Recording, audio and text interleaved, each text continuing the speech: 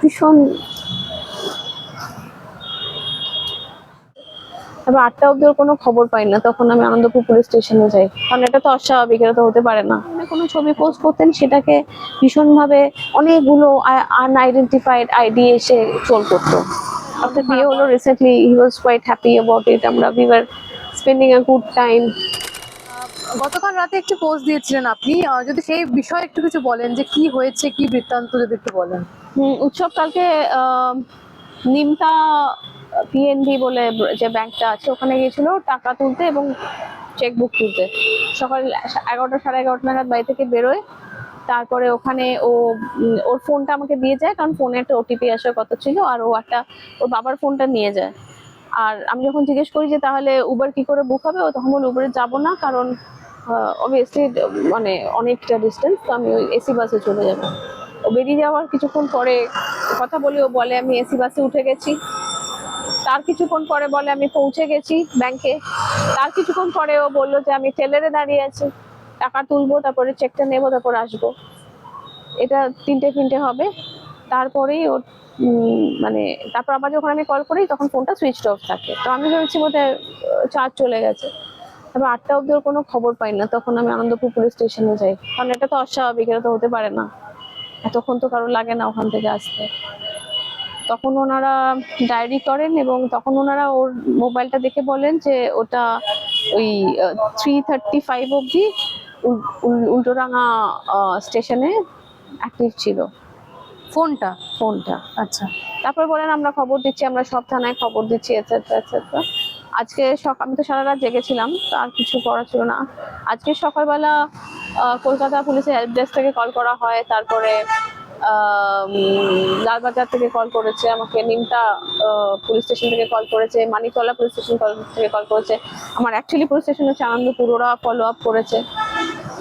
আমি সকালবেলাটা বেশ হোপফুল ছিলাম যে সবাই মিলে করছে, কিন্তু তারপরে এখন অবধি আমি কোনো আর ফার্দার আপডেট পাইনি। আচ্ছা, একটা বিষয় বলো, উনি যখন বেরিয়ে যান বাড়ির থেকে তখন কি খুব ডিস্টার্ব ছিলেন? দেখে অতটা ডিস্টার্ব মনে হয় না, একটু ব্যস্ত ছিলেন, একটু তাড়াহুড়ো করছিলেন। মানে কি বিষয়, কি কোনো সমস্যা চলছে কিনা কিছু জানতে পেরেছিলেন?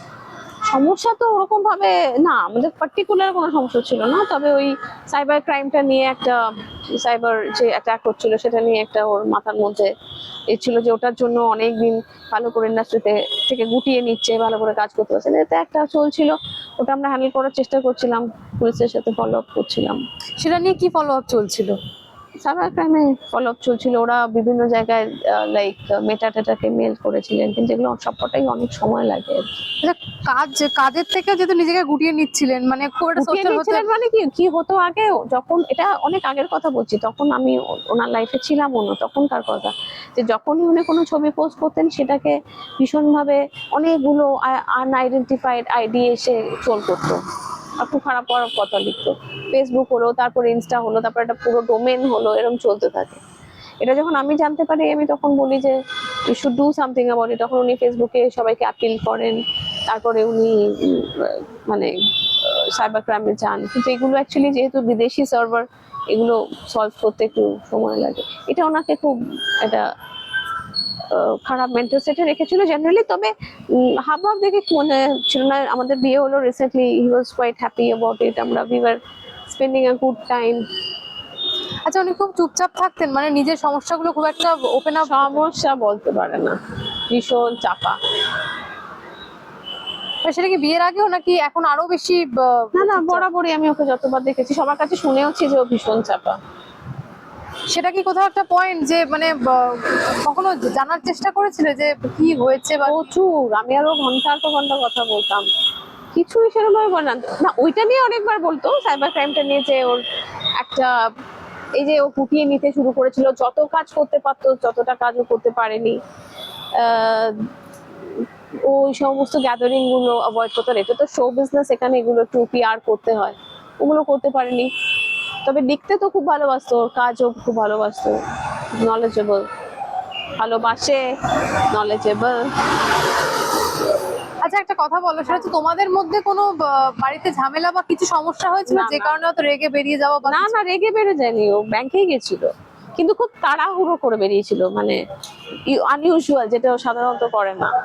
খুব ব্যস্ত হয়ে তাড়াহুড়ো করে বেরিয়েছিল। আচ্ছা, ওর কি ইন্ডাস্ট্রিতে কোনো মানে না, ইন্ডাস্ট্রিতে কোনো সমস্যা নেই, পলিটিক্যাল কোনো সমস্যা নেই। খুবই পুরো ব্যাপারটা ভীষণ বিয়ার্ড। কাউকে সন্দেহ করছো? না, কি করে করবো? ও তো বললো আমি আসছি এক্ষুনি, কি সন্দেহ করবো বলো? মানে তোমাদের মধ্যে কোনো ঝামেলা হয়নি বা আত্মীয় স্বজনদের মধ্যে কোনো সমস্যা? ইন্ডাস্ট্রিতে আমি এটাও জিজ্ঞেস, ইন্ডাস্ট্রিতে কোনো টাকা পয়সা নিয়ে কিছু? না না, ওরকম কিছু। তাহলে এখন কি মানে কি কি মনে হচ্ছে যে কি আমি কারণ? সকালবেলা আজকে যথেষ্ট হোপফুল ছিলাম, কারণ সব অনেক পুলিশের থেকে কন্ট্যাক্ট করা হয়েছিল, সবাই চেষ্টা করছে। এখন কিছুক্ষণ আগে যে পুলিশের সাথে কন্ট্যাক্ট করলাম, তারা একটা বললেন যে ওই মোবাইলটা যতক্ষণ না অন হবে আমরা ট্র্যাক করতে পারবো না। আমি তখন বললাম যে যদিও কোথাও ওর ইয়েটা ইউজ হয়, মানে ওর ডকুমেন্টস, তাহলে কি সেটাও ট্র্যাক করতে পারবো না। এই বিষয়ে একটা গ্লুমি পিকচার দিলেন। এখন আমি ভীষণ আপসেট হয়ে গেলাম, বুঝতে পারলাম না যে কি হবে এবার। আর আত্মীয় স্বজন থেকে কোনো কিছু, কারোর বাড়িতে এরকম কোনো খবরাখবর কিছু নেই? না, আমি তো ওই জন্যই ফেসবুকে দিলাম, যাতে যত আত্মীয় স্বজন বন্ধু বান্ধব সবাই দেখেন। আমি তো সব আত্মীয় স্বজনের নাম্বার জানি না, নামেও খুব একটা ভালো করে চিনি না। বন্ধু বান্ধবদের তো তখনই কালকেই বলেছিলাম, তারা একটা গ্রুপও ফর্ম করে রেখেছে, যেখানে ওরাও চেষ্টা করছে। আর আর উৎসবে যারা নিজের সার্কেল, যারা বন্ধু বান্ধব, তাদের কথাই বলছি। আর একবার তাহলে একটু বল, আমি জানি না কি জিজ্ঞাসা করবো, মানে এটা আমাদেরও ভীষণ বিয়ার্ড লাগছে যে হঠাৎ করে রাতারাতি একজন মানুষ কিভাবে উধাও হয়েছে, বাট কি বলতে চাইবে? আমি জানি না, আমি কিছু বুঝতে পারছি না। বলে না যে আমিও তো দুরাত ঘুমোইনি, খাওয়া হচ্ছে না, একলা একলা দৌড়ে বেড়াচ্ছি। আমার মাথাটাও একদম কাজ করছে না। আমি জানি না আমি নিজেও এটা সাস্টেন করতে পারবো কিনা। Actually really losing my head. কতটা একা লাগছে বাড়িতে, এখন ঘুরে ঘুরে বুঝতেই বেড়াচ্ছি। পারছি না আমি বাড়িতে। ওখানে আমি আর উৎসব থাকি, উই স্পেন্ড আওয়ার টাইম। কি মনে হচ্ছে মানে? কি মনে হচ্ছে আমি বলে বলতে পারবো না। বাড়িটাতে আমার ঢুকতে আর ইচ্ছে করছে। যেহেতু আমরা জানি হাজবেন্ড মানে একজন সঙ্গীও, হি ওয়াজ ভেরি গুড ফ্রেন্ড। আমাদের হয়তো স্ক্রিনটা 1.5-2 বছরের, কিন্তু we were very close friends. ভীষণ মজা, সারা যেহেতু দুজনেই লিখি, সারাক্ষণ ফিল্ম, স্ক্রিপ্ট, গল্প, এ নিয়ে গল্প করা, কমন ইন্টারেস্ট, ভীষণ।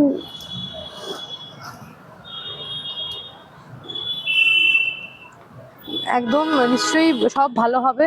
নিশ্চয়ই দেখো কোনো কাজে, উই হোপ কোনো কাজেই আটকে গেছে বা কিছু। কাজে কি করে আটকে যাবে? আচ্ছা, আটকানো সম্ভব নয়। ও জানে ওর খবর না পেলে আমি তো পাগল হয়ে যাবো। কাজে আটকে